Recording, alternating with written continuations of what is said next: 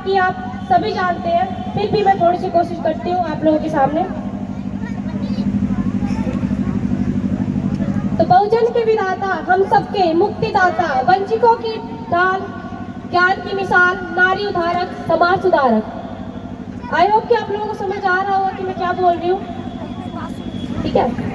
इतिहास के पाती, किताबों के साथ ही उच्च कोटि के विधाता, symbol of knowledge, leader of gold में, अर्थशास्त्र के जानकार, महान शिल्पकार, बुद्ध के उपासक, जाति के बैरी, वर्तमान और भविष्य की आवाज, कानून के ज्ञाता, संविधान निर्माता, सदी के महानायक doctor B are Ambedkar ji को मैं अनुराधा कोटि कोटि नमन करती हूँ।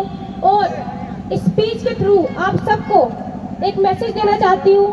जितने लोग भी मुझसे पहले अभी आकर गए, उन सब ने अपने अपनी तरह से कोशिश की आप सबको एक मैसेज देने की। थोड़ी सी कोशिश मैं भी करती हूँ।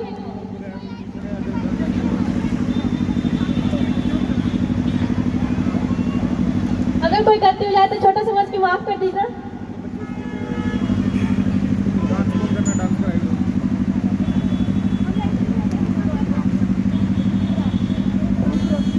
आजादी का सही मतलब वही समझ सकता है जिसने कभी गुलामी की हो, है ना।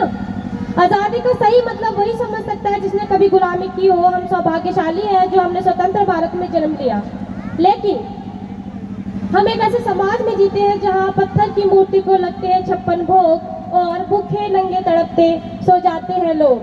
भूखे नंगे तड़पते सो जाते हैं लोग। मजदूर को मजदूर समझिए, मजबूर नहीं। मजदूर को मजदूर समझिए, मजबूर नहीं। गरीब को काम दीजिए, दान नहीं। अगर दान देने की इच्छुक है तो जीते जी रक्त दान दीजिए और मरने के बाद अंग दान देकर किसी मरते हुए को जीवन दान दीजिए।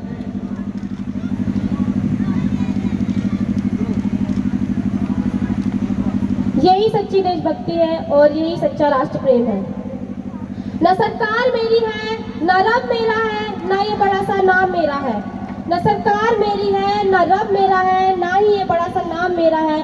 बस इतनी सी बात का गुरूर है मुझे कि मैं बाबा साहेब की बेटी हूँ और बाबा साहेब जैसे संविधान निर्माता हम दलितों के दाता हैं। लेकिन एक शैक्षिक बीमारी मुझे हमारे समाज में नजर आती है कि कहा जाता है कि हम देश का सबसे बड़ा लोकतंत्र है, जहाँ हिंदू भी पैदा होते हैं, मुसलमान भी पैदा होते हैं, सिख पैदा होते हैं और ईसाई भी पैदा होते हैं, लेकिन बदकिस्मती से अब इंसान पैदा नहीं होते। मेरे विचारों में न हिंदू होना जरूरी है, न मुसलमान होना जरूरी है। एक राष्ट्र निर्माण के लिए अच्छा इंसान होना जरूरी है। मेरे विचारों में नहीं, जरा सोचिए, ये पेड़ पौधे भी परेशान हो जाए, अगर परिंदे भी हिंदू और मुसलमान हो जाए।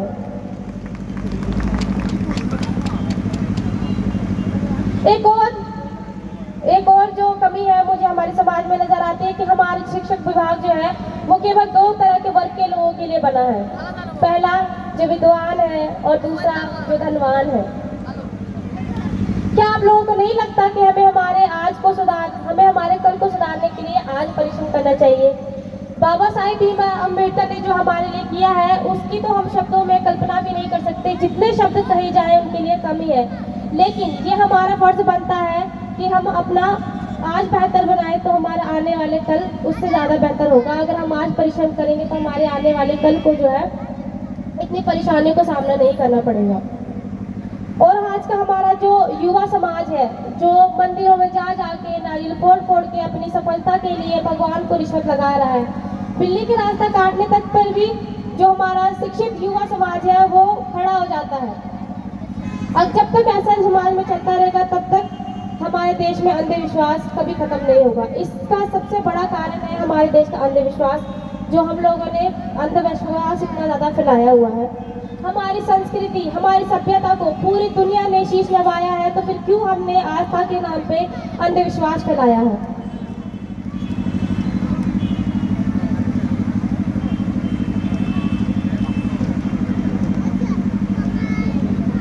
हमारा राष्ट्र निर्माण तब संभव होगा जब महिलाओं की पूजा नहीं बल्कि उनकी इज्जत की जाएगी। हमारा राष्ट्र निर्माण तब संभव होगा जब एक गरीब बच्चे को मध्याह्न भोजन के लिए बल्कि ज्ञान अर्चना के लिए सरकारी स्कूल के चौखट पर कदम रखता हुआ देख सकेंगे हम। हमारा राष्ट्र निर्माण तब संभव होगा जब एक नागरिक नैतिक रूप से सटीक, चारित्रिक रूप से भ्रष्ट, मानसिक रूप से दिवालिया, धार्मिक रूप से अंधा, राजनीतिक रूप से गंदा, स्वैच्छिक मान्य मूल्यों के आंकड़ों में चिन्ह अखंड भारत को खंड खंड करता रहेगा। तब तक हमारा देश निर्माण नहीं होगा। हमारे नव भारत की शुरुआत हमसे ही होनी है। तो बेहतर होगा कि अगर हम आज हम परिश्रम करें तो हमारे आने वाला कल इससे बेहतर होगा। बड़ी बड़ी बातें नहीं, छोटी छोटी कोशिश करनी होंगी, क्योंकि ठोकरें हमें पहाड़ों से नहीं पत्थरों से लगा करती है। I being an Indian, I being a student, I being a simple daughter of this motherland, I feel proud to be an Indian. जय भीम, जय भारत। और एक और बात कहना चाहूँगी, जितने भी हमारे पुलिसमैन हैं, हमारे आर्मी के जवान हैं, जो कि दिन रात सरहदों पर खड़े होकर हमारी सुरक्षा के लिए इतनी ईमानदारी से अपना काम कर रहे हैं, हमारे देश के किसान, इन सब लोगों के बिना हमारे देश के निर्माण की कल्पना तक करना मुश्किल है। तो एक बार अपनी तरफ से मैं उन सबको थैंक यू करना चाहती हूँ कि अपना काम इतनी ईमानदारी से करते रहे, ताकि हमारे देश की उन्नति और हो पाए। Thank you so much. एक बार मेरे साथ सारे जने बोलिए, जय जय जय जय जय भीम,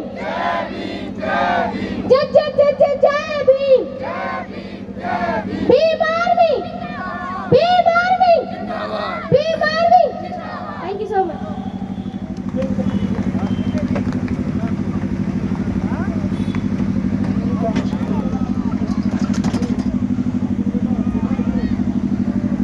अब मैं